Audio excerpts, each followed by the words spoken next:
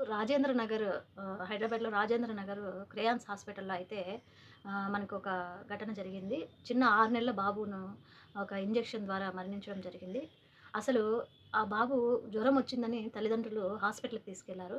హాస్పిటల్‌కి తీసుకెళ్తే అక్కడ డాక్టరు ఒక ఇంజెక్షన్ ఇవ్వడం జరిగింది. ఆ ఇంజెక్షన్ విలువ కేవలం రూ. 13 మాత్రమే. అసలు ఆ ఇంజెక్షన్ ఎందుకిచ్చినారు బాబుకనేది కూడా తెలియదు. బాబు తల్లిదండ్రులైతే జ్వరం వచ్చింది అనే తీసుకెళ్లారు. బాబు అప్పటిదాకానే కొంచెం హెల్తీగానే ఉన్నాడు. అసలు ఆ ఇంజెక్షన్ ఇచ్చిన తర్వాత స్పృహ పోయింది ఆ బాబుకి. అక్కడికి తీసుకెళ్తే మృతి చెందినాడని చెప్పారు. అసలు ఎందుకిచ్చినారు ఆ ఇంజెక్షన్ అనేది తెలియడం లేదు. అసలు జనవరి 16కే ఆ ఇంజెక్షన్ ఎక్స్‌పైరీ అయిపోయిందంట. అసలు డాక్టర్లు ఇంత నిర్లక్ష్యంగా ఉంటారని అసలు ఎవరు ఊహించరు. ప్రాణాపాయ స్థితిలో మనం హాస్పిటల్‌కే వెళ్ళాలి.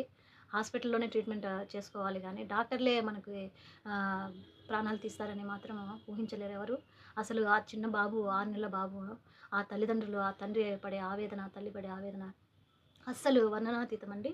అసలు ఎంత బాధేస్తుందో అంత బాధేస్తుంది. అసలు కేవలము రూ. 13 మాత్రమే ఆ ఇంజెక్షన్ వాల్యూ అమౌంట్ అనేది. అసలు జనవరి 16కే ఎక్స్‌పైరీ డేట్ అయిపోయింది. ఎక్స్‌పైరీ డేట్ ఎందుకు చూసుకోరు వాళ్ళు అసలు ఇంజెక్షన్ మీద? మామూలుగా చిన్న పిల్లలకైతే 1 ఇయర్, 2 ఇయర్స్, 3 ఇయర్స్ వరకు కూడా మామూలుగా సిరప్సే మనకి ప్రిఫర్ చేస్తారు డాక్టర్స్. అసలు ఇంజెక్షన్ ఎందుకిచ్చారో తెలీదు. అసలు ఆ ఇంజెక్షన్ గూడా వైద్య రంగంలో మంచి ఆ ఇంజెక్షన్ గూడా చూసుకోవడం లేదు వాళ్ళు. అసలెందుకిచ్చారు ఆ ఇంజెక్షను? అసలు జ్వరమొచ్చిన బాబు కొంచెం హెల్తీగానే ఉన్నాడు. కానీ జ్వరమొస్తుందని జెప్పేసి తల్లిదండ్రులు తీసుకెళ్లారు. అసలు ఇట్లాంటి నిర్లక్ష్యంగా వైద్యులుంటే అసలు ప్రాణాలు ఎలా కాపాడుకోవాలో చిన్న పిల్లలకి తెలియదు. మనమైతే హాస్పిటల్‌లో నిర్లక్ష్యం ఏ విధంగా ఉందో అసలు చూడండి. అసలు అది ఇంజెక్షన్స్ ఎక్స్‌పైరీ డేట్ అయిపోయిన విషయం గూడా ఇది ఖచ్చితంగా వైద్యుల నిర్లక్ష్యమే అని చెప్పొచ్చు. పాపము బాబు ప్రాణమైతే వెళ్ళింది గానీ, ఆ ప్రాణం విలువ ఎన్ని కోట్లు ఖర్చు పెట్టినా ఆ ప్రాణం మళ్ళీ తిరిగి రాదు. ఈ విధంగా నిర్లక్ష్యంగా ఏ హాస్పిటల్స్ వ్యవహరించకూడదు. ఎక్స్‌పైరీ డేట్ చూసుకోవాలి. ఇంజెక్షన్ మీద అట్‌లీస్ట్ ఎక్స్‌పైరీ డేట్ చూసుకునే అంత టైం గూడా హాస్పిటల్‌లో సిబ్బందికి లేదు, డాక్టర్స్‌కి లేదు అంటే ఆహ్, ఎన్ని ఎంతమంది ప్రాణాలు తీస్తారు ఇంకా ఈ విధంగా ఉంటే? అసలు చిన్న బాబు వాళ్ళు ఎంత జ్వరం ఉంటే వాళ్ళు పోయుంటారు హాస్పిటల్‌కి. అసలు ట్రీట్‌మెంటు ఎలా చేయాలి? ఏ విధంగా చేస్తున్నారో కూడా తెలియదు. అసలు నిజంగా డాక్టర్ సర్టిఫికేట్ పొందిన వైద్యులా?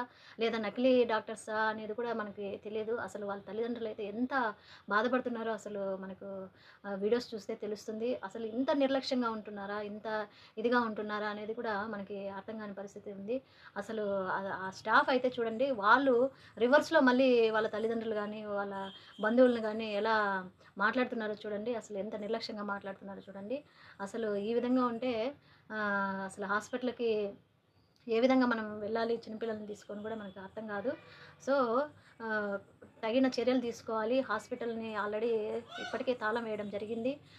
తగిన డాక్టర్ మీద తగిన కఠిన చర్యలు తీసుకోవాలి. ఆ బాబుకైతే వాళ్ళకి తగిన న్యాయం చేయాలని కోరుకుంటూ ఈ వీడియో అందరికీ షేర్ చేయండి. ఈ విధంగా నిర్లక్ష్యంగా ఉన్న హాస్పిటల్‌ని, వాళ్ళ వైద్యులను కరెక్ట్‌గా వాళ్ళకి సర్టిఫికేట్ ఉందా? లేదా? అనేది చూసుకోవాల్సిన బాధ్యత వైద్య రంగంలో పెద్దవాళ్ళకే ఉంది, అధికారులకే ఉంది. అసలు ఈ విధంగా వ్యవహరించడం చాలా తప్పండి. అన్యాయం అండి ఇది. బాబు ప్రాణమైతే పోయింది. వాళ్ళ తల్లిదండ్రులకి నా ప్రగాఢ సానుభూతి తెలియజేసుకుంటున్నాను. ఇది బాధాకరమైన విషయం అండి. ఈ విధంగా ఉండడం చాలా ఇది ఖచ్చితంగా వైద్యులు నిర్లక్ష్యమే అని చెప్పొచ్చు మనము. అసలు అక్కడ అసలు గందరగోళ వాతావరణం నెలకొలింది. ఆల్రెడీ హాస్పిటల్‌కైతే తాళం వేయడం జరిగింది. డాక్టర్స్‌ని వాళ్ళు కరెక్ట్ ట్రీట్మెంట్ ఇచ్చారా లేదా అని కూడా తెలీదు. ఇప్పటికే డాక్టర్‌ని పోలీసులైతే తీసుకెళ్లారు. అసలు ఈ విధంగా ఉంటే అసలు ఎలా మనము పిల్లల్ని సేవ్ చేసుకోవాలో కూడా తెలీదు. సో, ఇదైతే ఖచ్చితంగా డాక్టర్ల నిర్లక్ష్యమే అని మనం చెప్పగలుగుతాము.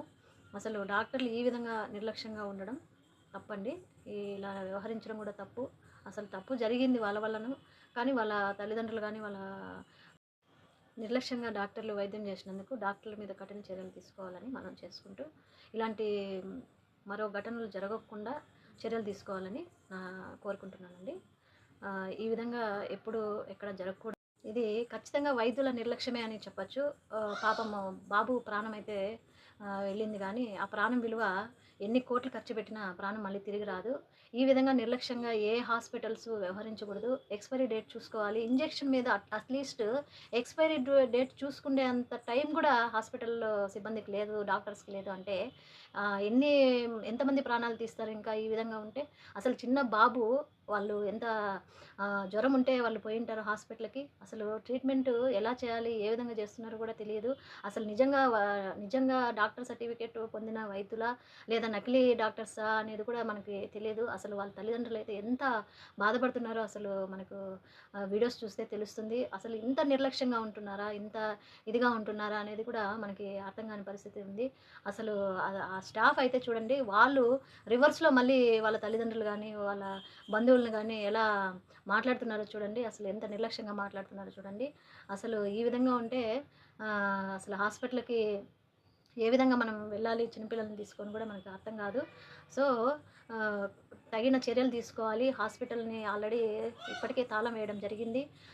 తగిన డాక్టర్ మీద తగిన కఠిన చర్యలు తీసుకోవాలి. ఆ బాబుకైతే వాళ్ళకి తగిన న్యాయం చేయాలని కోరుకుంటూ ఈ వీడియో అందరికీ షేర్ చేయండి. ఈ విధంగా నిర్లక్ష్యంగా ఉన్న హాస్పిటల్‌ని, వాళ్ళ వైద్యులను కరెక్ట్‌గా వాళ్ళకి సర్టిఫికేట్ ఉందా లేదా అనేది చూసుకోవాల్సిన బాధ్యత వైద్య రంగంలో పెద్దవాళ్ళకే ఉంది, అధికారులకే ఉంది.